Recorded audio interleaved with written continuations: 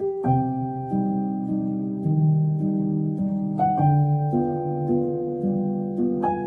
адамдар, перзенті ұлылықтың көзінен тілін ұқтым. Өздеріңнен көрдім мен көп ізгілік, көкірегімді тербеген теңіз қылып. Лапылдатып жанымның өрт алабын, оттан ыстық сендердің орталарың.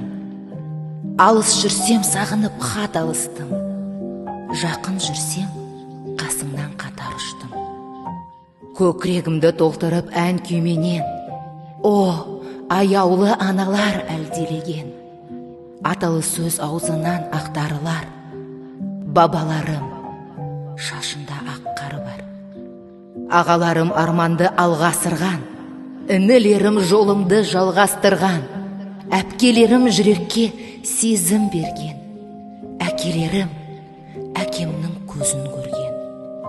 Ормандарым гүл жапқан атырабын, мен сендердің жалғыз тал жапырағым.